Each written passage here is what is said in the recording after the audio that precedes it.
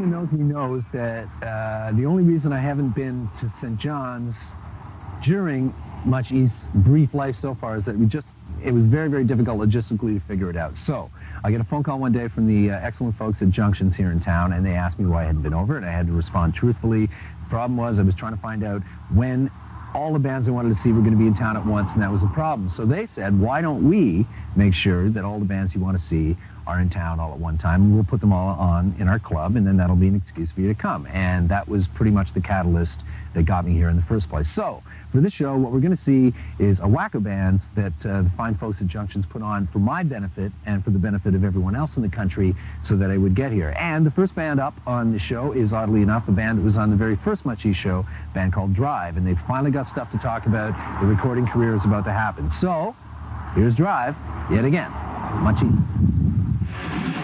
Wake up, she said, it's too late, she said, why don't you go home and go to bed?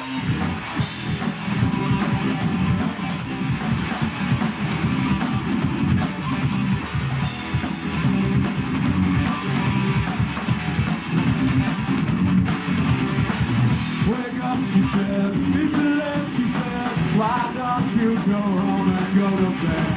She says, burning, I see magic and I can't describe it, it's comical tragic right now.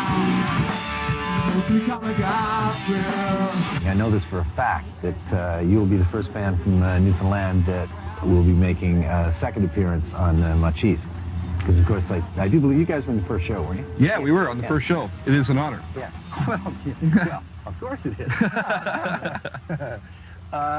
So what's happened since last time I talked to you, which would have been like almost a year ago now? We like got a 10 record months deal. or something, 11 months? Yeah, well, we're putting out a CD now. It ought to be out by the beginning of September on Kinetic Denon Records. So you've actually signed a record deal with an actual record company? Yes. Yeah, it's kind of nice. The masters are all completed. The artwork's done. Kinetic is a smaller label, but it's a label with a really good distribution system, which is something that we definitely wanted to do. Rather than really try and go for a major right away, I think a way to do it is to kind of establish yourself as a seller. I think independent music in Canada, as everybody knows, has really been on the upswing. You know, bands are doing an awful lot of things themselves, and with the help of labels like Kinetic, you can get some sales figures, you can get a reputation, you can start selling some albums, and you build up enough of a fan base that, you know, you can move up to the next step. Top of the six, cause I think it's my right to have a feeling on the streets to keep me awake at night. And the things will run back to me, the ones who really love me, tell me the Lord must have a weird sense of humor. You know it's hard to deny that you killed to survive. And now the forms of death and death for being alive. The thought you put during that is what they call the regulation of the hungry frogs. Frogs.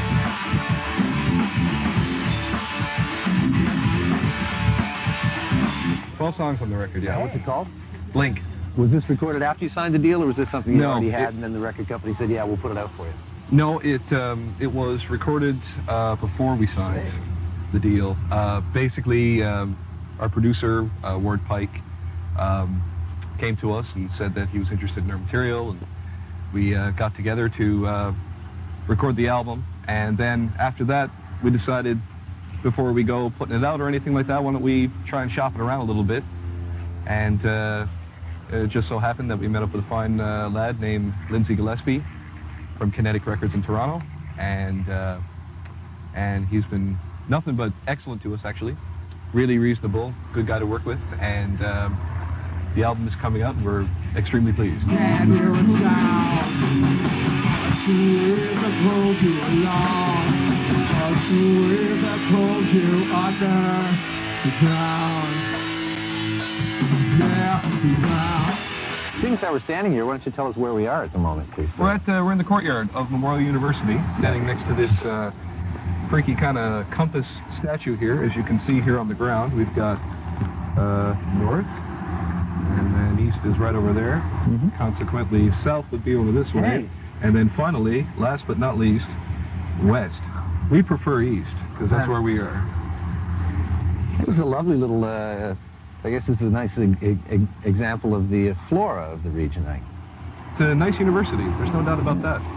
And of course, it would be affectionately known to the locals as Mun, would it not? This is our friend Fitz, by the way. Yeah, just take a look. That's Fitz. Don't listen to him, just look at him. That's enough of Fitz, I think. Yeah.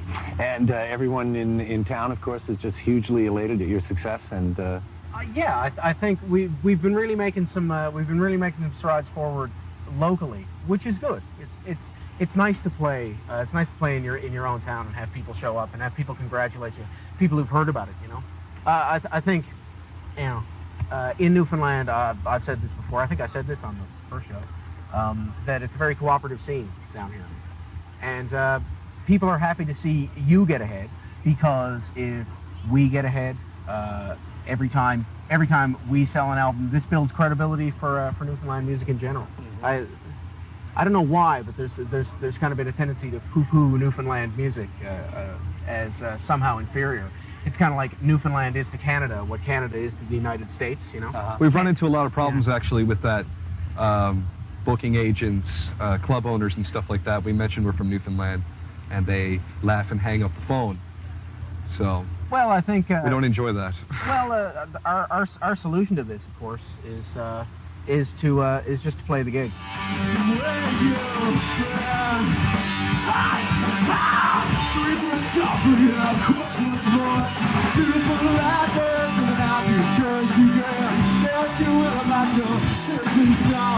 any gigs coming up, like in September, early September, that you can mention at this point?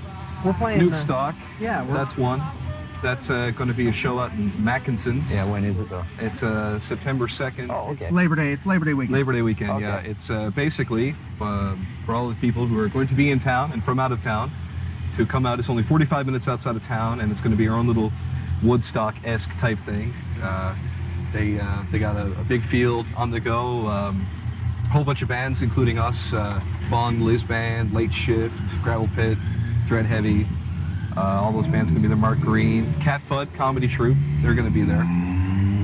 It's going to be a great time, and keep it going. And a great way to support local talent, because local talent is what breeds an industry. It's both local and talented. Seeing as how you don't have a video, Yes.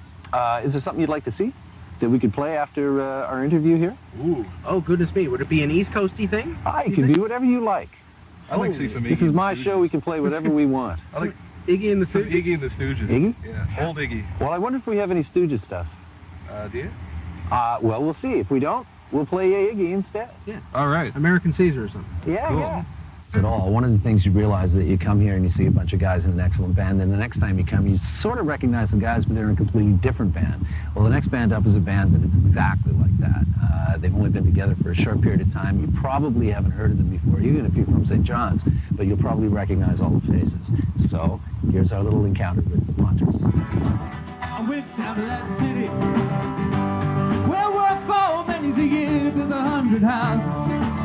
Must have poured off 1,000,000 pints of beer, living under suspicion, putting up with the hate and the fear in their eyes. They can see that you're nothing but a murderer. No, no, no, you're nothing but a bunch of murderers. So hey, Johnny, can't wait for Saturday night. Got a thirst that's raging, no place where we can put that right. Wash away the confusion, hold down these flames inside, but look out, that's right. Oh, and I say look out, cause I'll tear you all the pieces if you cross me. While we're sitting here, why don't you explain to people where we are? 'Cause We're in a beautiful downtown St. John's. Fort Amherst, actually, on the approach to the Narrows in St. John's Harbour. So what I got here is a large weapon, obviously. That's a huge 100. That's a fishing rod, actually. 115 millimeter Big gun tuna. used to, was guarding People off when they... basically, yeah. It was guarding the entrance to the harbour. This is a World War II battery. For those who are unacquainted with the term, does somebody want to take a shot at defining punter? Yeah, okay. Basically, a punter is a word used in England and Ireland a lot for basically Joe Public, you know. The customer, the person on the street is a punter. Working class, sort of. Yeah. Working class, average Joe, you know. the Punters or the We'll Bars. go into a blues gig and ask for a Willie Nelson tune. Yeah, that's a fun. We We do that all the time. The guy asked for Stairway to Heaven in the rock bar. He's a punter.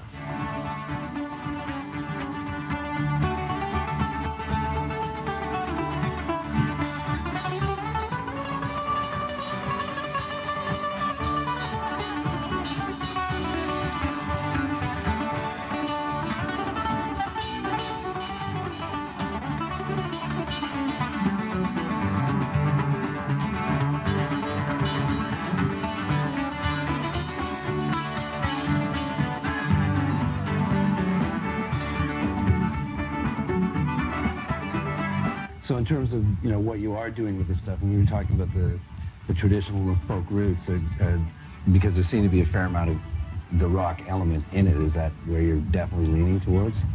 Absolutely. I mean, there's a lot of, trad music has always been a large part of life in Newfoundland, and I think in the last 20 years, a lot of people have made inroads to playing rock trad, and I think we're just sort of continuing that and putting our sort of stamp on. Anybody in particular you're thinking of? Well, I mean, the Duff, obviously, the Planker Down Band. It's just been here. It's sort of Newfoundland music now. I think to give it a lot more drive. Maybe George and Brian, they both played in. Well, I played with the Duff in '89. I went to England with them, and it was my first exposure actually to playing traditional music. But I really sort of caught on to the groove that Noel Din was trying to get happening. And now with the lads here, it's just like. So that seems like a good starting point for this. Yeah. The thing about it is with the electric jigs, no matter what players you put together, it's going to sound different accordingly. So with Quapalos it has, the sound developing, and of course, and that's, the main reason it makes it us. But it is a continuation of a tradition, Definitely. in terms of the electric traditional. Mm-hmm. Yeah. We were fairly influenced. Myself and Larry went to see Dick Gahn and Paul Brady when we were in Ireland, and the two of them are really sort of famous folk performers. Mm-hmm. That have Paul's moved towards sort of rock sort of thing now. And we were sort of influenced by stuff he was doing and stuff Dick Gahn was doing. And we blended that with Newfoundland stuff and stuff we'd liked and some stuff we'd written. So it's a montage of a different load of things.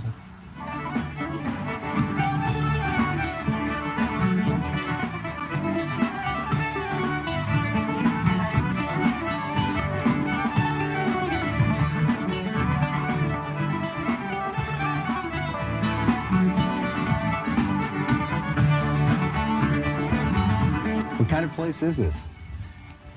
Good question.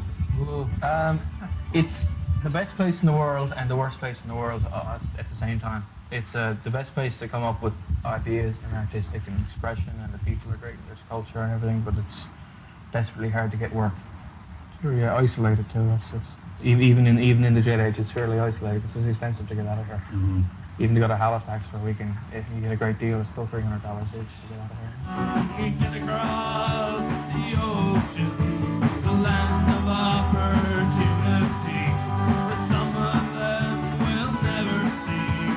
Fortune prevailing and the sky with stars and ocean, the daylight never see.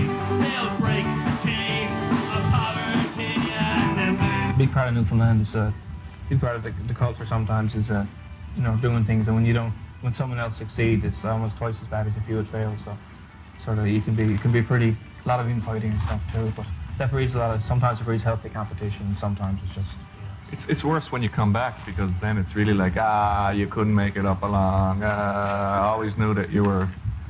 And it's just like, Yeah. it's not really, I don't think that you can't make it on the mainland. I think some people, when they go up there, they have ideas in their head that I'm going to do it, and they get bogged down, and they start missing this place, and they just, not because of their careers, is they just start missing Newfoundland, and they move back here. Mm-hmm. I know a lot of people that have moved up, Sure. and have said, I can't handle living here. And they make the life choice, the lifestyle choice, as opposed to the career. They'll come back here, they'll still play gigs around town, but they won't become megastars. I think people here, that is not what is really important to them. Mm-hmm. They want to be working, but they also want to have a lifestyle that they can raise their kids, in a safe environment. I'd rather try to live on $100 a week here didn't live on 3,000 a week in Toronto, or anywhere else really for that matter. The quality of life is, all those places have a lot to add. It's great to visit and go up there and check out shows and big concerts and stuff, but it's nice to come home. I think it's amazing. People are generally pretty creative about surviving here on very little money. Yeah, really creative. And there's a long history of that, and that continues definitely today. It's sign of the times, sign of the people. We've been here a long time. We're going to be here a long time, and we take work with what we got.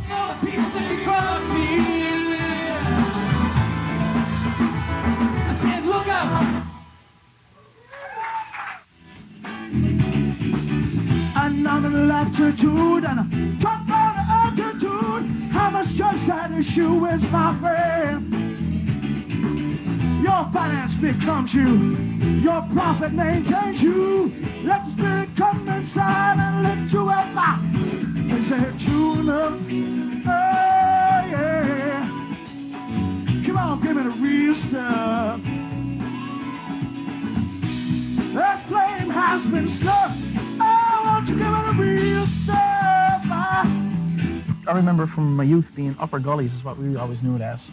And they started doing construction up around, so I don't know what they call it these days. We went camping here once. Very good story, Jeff. Yeah. So they never did take down their camper? So you're telling me this is like a camping spot? People camp? Yes. Yeah. Yeah, it's one of a billion. Hence a camper. And just look at that fine camper. So I'm just trying to get this straight. People come out to a place that has no grass, it's just covered with gravel, and Sorry? they camp. Yeah. That's it. And it's usually right on the side of the highway, so you can hear all And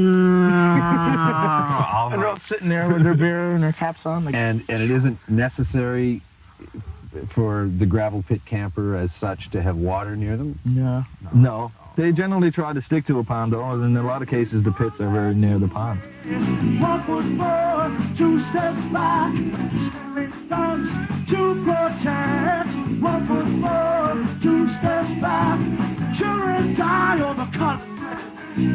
1 foot forward, 2 steps back. So is there something about these places that's near and dear to you that you had to name the band after this particular pastime? Gravel pit No. camping, that is? Not really. It was a name recommended to us by a friend, and we thought it was kind of a catchy name. It's Newfoundland name, but it doesn't have is not Newfoundland music, but you know what I mean? On the mainland, a lot of people don't know what it is, so it's usually like GravelPitCampers. What does that mean? It's a good conversation starter. We're crazy humans, we'll pollute the skyline and kill the air we breathe. We're crazy humans, we fear that sunshine. We better protect our skin. What did the band used to be like? We were just a cover band, basically. We always had the intention to become a original band, but there was just other members in the group who weren't into that, and they just sort of went their separate ways, and we picked up other people. And Sean has more experience than any of us in writing material and stuff, so he does a bulk of the material, but we're all learning. We all put in our 2 cents worth. So how would you describe it? If you had to describe it to somebody who'd never heard it before, what would you call it? The music? Yeah. Let's see. It's rock, blues, and funk, and combinations thereof. Well, I heard people kind of likening it to the Commitments kind of stuff. Is that So I think that's more a fair comparison? I think the main reason for that, the biggest comparison for that is because of my singing, I think. And they've heard me sing that style before, so it's sort of like, Yeah. so they sort of get that idea from us. I got a right to know the ring on your finger and tell me so. Well, I work hard all day.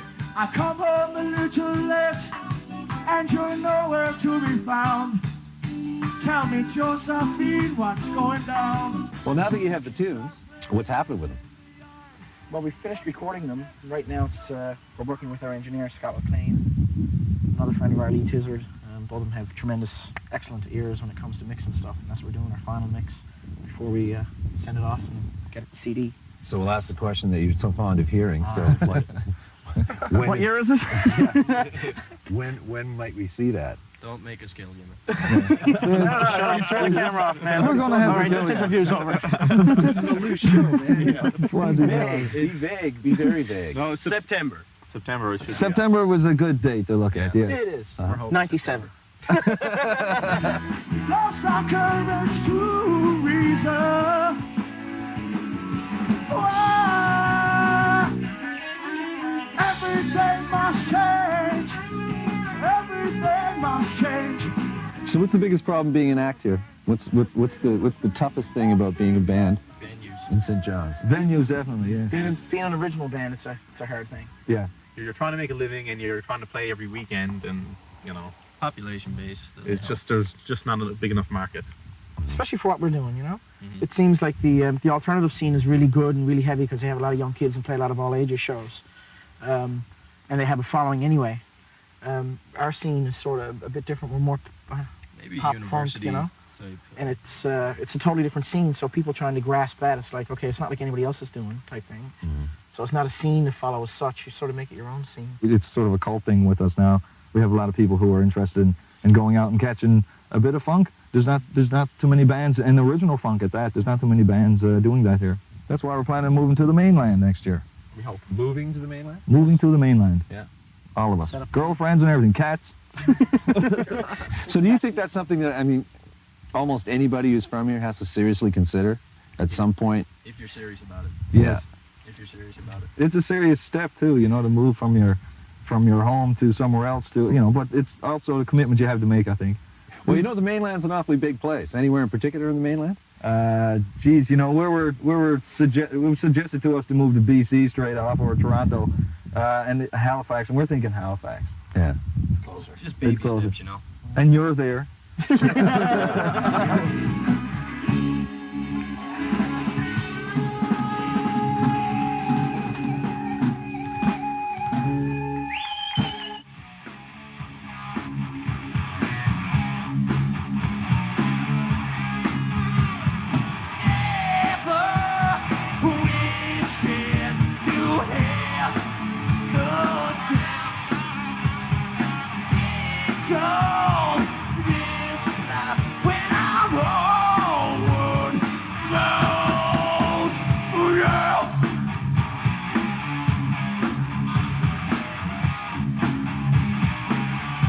Now, would you guys consider yourselves a metal act?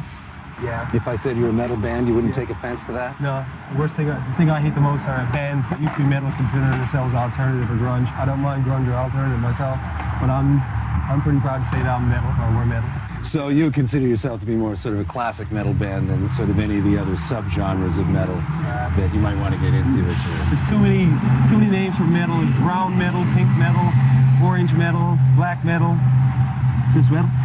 Death metal, fun metal. Yeah, death metal, fun metal, thrash metal. Beer drinking metal. Beer drinking metal. Is this a good town for that sort of thing? No.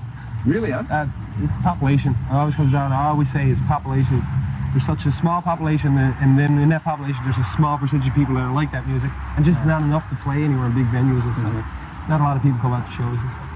Granted, now, there is a great music scene here, and, you know, the fans that we do have are real dedicated, but to haul new people into our shows is real difficult. To make money for it. Yeah, you know. To make money. Or to get paid. Yeah. We really make money at our gigs. Rushing hands to be sure in the street. I took a biscuit on this to prove you wrong. And just to show you right from wrong. I persevering, I did it, and I shall fall.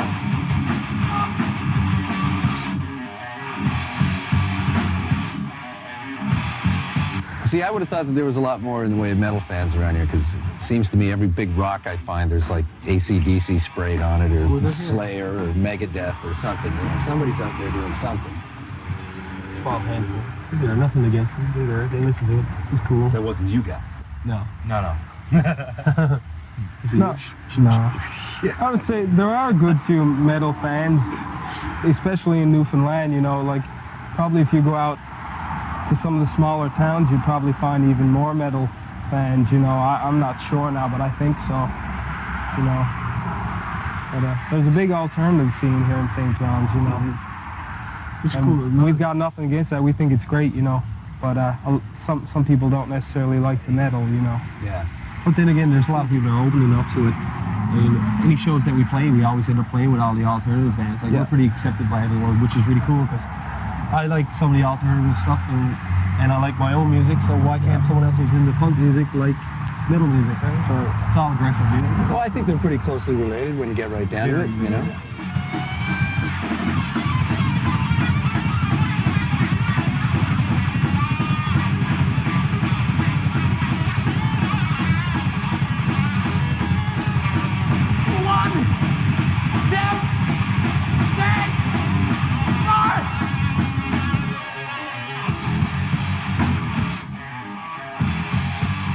How often do you get a chance to play? Put it that way. Once or twice a month. That's what we use. We'll do a show once or twice a month. Uh-huh. You play any more than that, you're not going to get no one to do shows. I mean, we got a small following that like really afford to go see us. It's like twice a month. We play as much as we want or as much as we can. If we have the chances. But, yeah. Whole money situation. By yourselves, you've managed to do the tape thing and then the CD thing, and you got the video done. It sounds to me like you have a work ethic of some kind. Striving. Yeah. Are you gonna? Is this eventually going to be too much for you? Do you think, or are you good and hopeful that you'll be able to build on this and eventually reach a broader audience? We like to reach a broader audience, and if we don't, hey, we're gonna have a good time trying to do it. You know? I'm here mostly just for the laugh of doing it. You got anything major coming up, like in September or something? September 1st, there's a show for a friend of every band here in this scene, Craig Gamberg. He died tragically. They're having a benefit for him on September 1st. There'll be 12 hours of local alternative bands and us and stuff. And the other band, Amish Chevy, are going to be playing it to raise money to get a plaque for him to put out where the clip where he fell off. So that's the next major thing. But take it day by day, see what major things come up, I guess.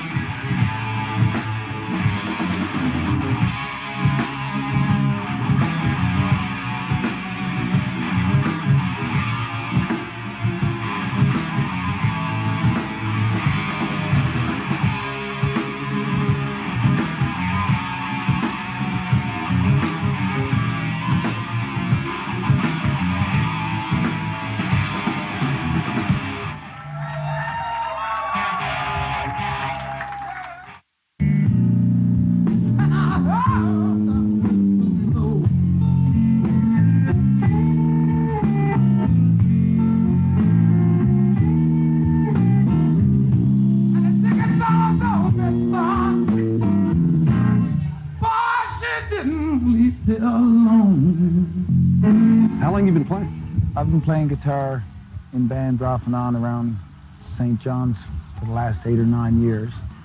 Well, how old are you now? 12 or 13 or something? 25. 25. Yeah. I did a tour of Western Canada back in '91 with a guy named Gary B.B. Coleman from Paris, Texas. I met him in Banff, and I went with him on a tour through Calgary and Edmonton, Regina, Banff, through places like that. So is he like touring blues guy and he just ran into you? He's a recording artist on Itchy Band, Itchy Band Records in New Mexico. They have an office in Atlanta too, I think. But he was Freddie King's rhythm guitar player for 5 years. Actually. Oh yeah? Yeah. So that must have excited you. Oh yeah, I learned a lot, and it was great. It's a great experience for sure.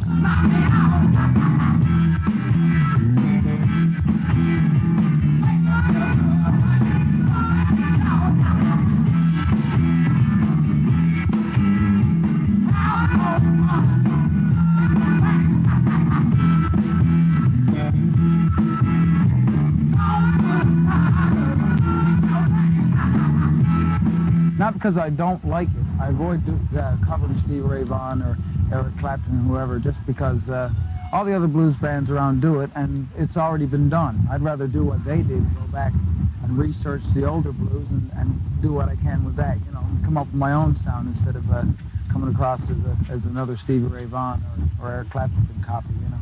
I think I got my own sound, for sure. I think that's what you have to achieve with blues. You get to the point where when someone listens to you, they know it's you. It's distinctive enough Like if you listen to Albert Collins, you can hear his guitar playing for 2 or 3 seconds, and you know it's Albert Collins, and that's what you want to achieve. I think I'm on my way to that anyway.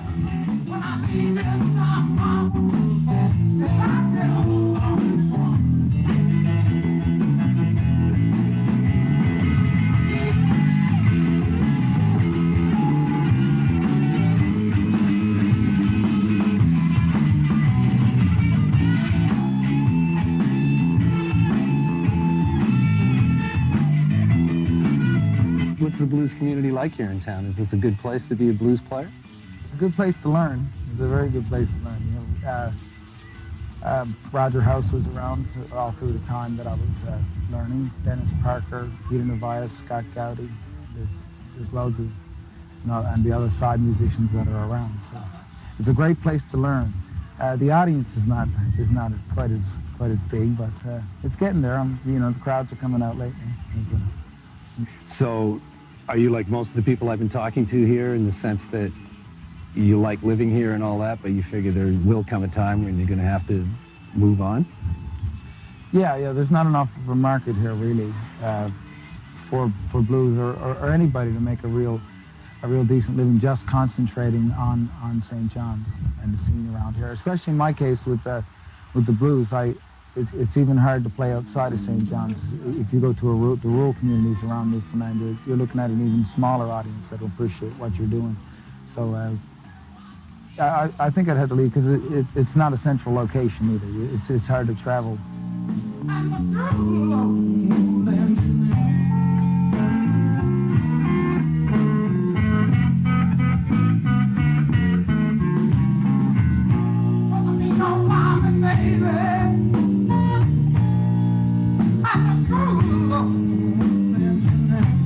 Okay, well, there's the guitar playing, then there's the singing thing, you know? And you don't have the voice of a 25-year-old. What the hell happened to you? I know. Oh, I never started singing until a year ago. The only reason I started singing is because we had nobody else to sing. So you come by those vocal cords naturally? I guess so, yeah. I haven't really worked on them over the years, no. Because for a blues guy, those are about perfect pipes, I figure. You get the deep growl thing happening. I hope it works anyway. Yeah. Most people have to stay up for a week and drink a bottle of rum a day and smoke about 6 packs of smokes to get that rasp happening. I haven't done quite that much. No. Is this something that you can see yourself doing in 40 years? Like the blues players you're talking about? Yeah, well, I can't see myself doing anything else anyway. So, and I love it. I'm always at it. Always playing, always practicing. And even nights that I'm off, I go out and find somewhere to play lots of times. Yeah. I'm addicted to it. I'm obsessed.